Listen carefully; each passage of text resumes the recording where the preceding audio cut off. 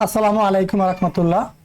সুপ্রিয় সপ্তম শ্রেণীর শিক্ষার্থী বন্ধু, আশা করি ভালো আছো।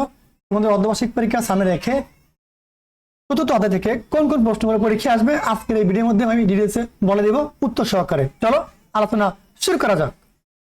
দেখো, বহু নির্বাচনী পরীক্ষা 1 নম্বর প্রশ্ন বলছে কি, গুণ্য ও গুণকের স্থান বিনিময় করলে গুণফলের কি হয়। এখানে কাটা দেওয়া আছে। দেখো, 1-এর ঘ নম্বর সঠিক, গুণফলের কোনো পরিবর্তন হয় না। এই যে 1-এর ঘ নম্বর সঠিক, গুণ্য গুণকের স্থান বিনিময় করলে গুণফলে কোনো পরিবর্তন হয় না।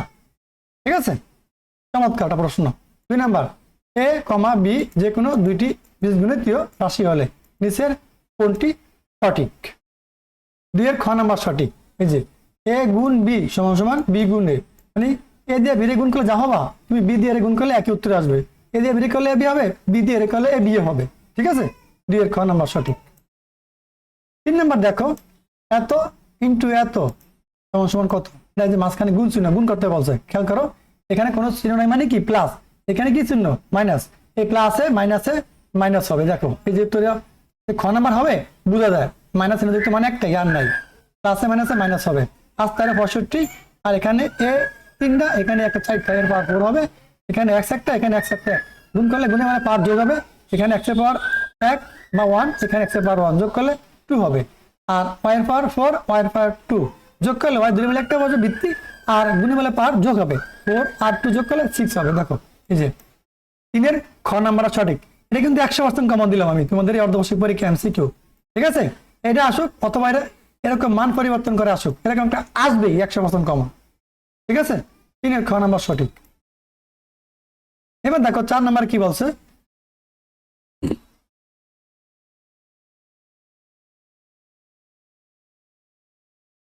তার এত প্লাস এত ইন্টু মাইনাস 3x² y³ সমান সমান কত। এটা গুণ করতে হবে। দেখো এই যেখানে কোনো চিহ্ন নেই মানে প্লাস, এখানে ভাগ করতে হবে, মানে এই দুইটা মান এই প্রথম অংশ লাগে এটা একবার গুণাকার আছে, আবার এই দ্বিতীয় অংশ লাগে এটা একবার গুণাকার আছে।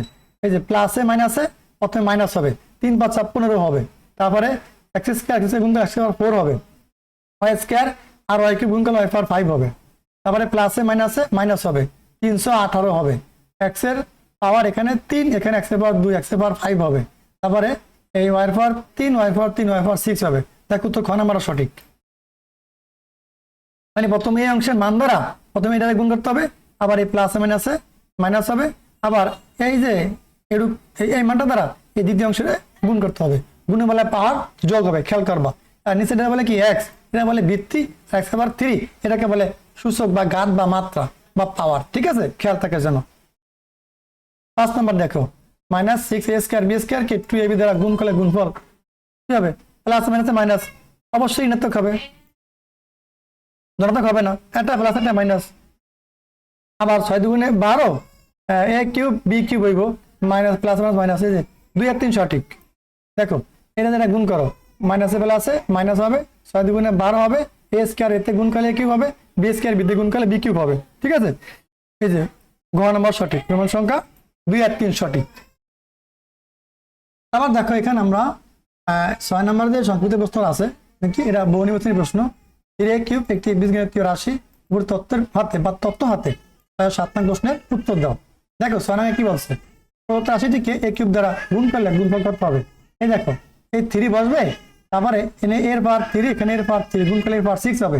দেখো এটা উত্তর হবে কিন্তু ঘ নাম্বারটা, কারণ এখানে তো মাইনাস চিহ্ন নাই, এখানে প্লাস আকার আছে, এখানে প্লাস আকার আছে।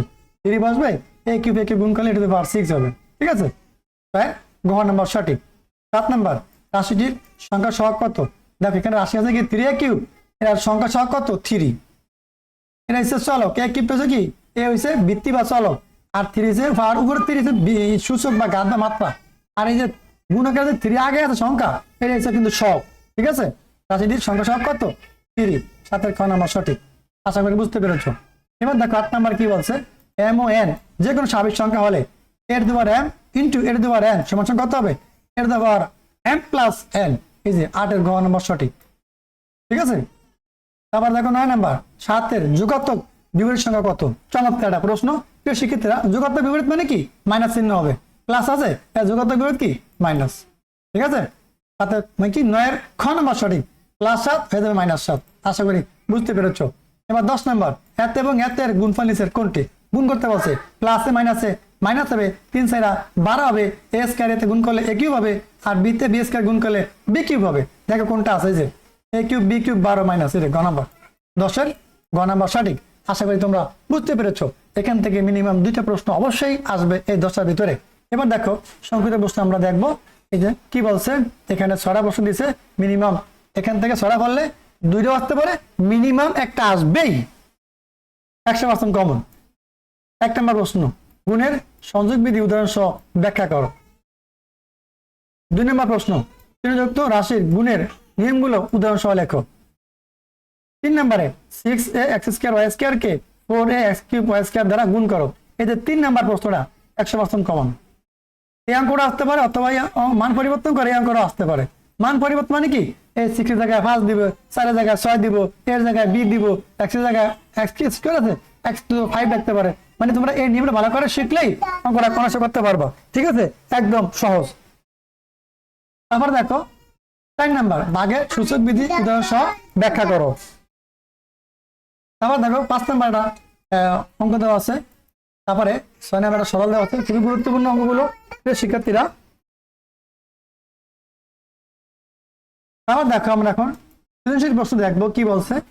দেখো শিক্ষার্থীরা, এখানে একটা সৃজনশীল, দুটো সৃজনশীল আছে।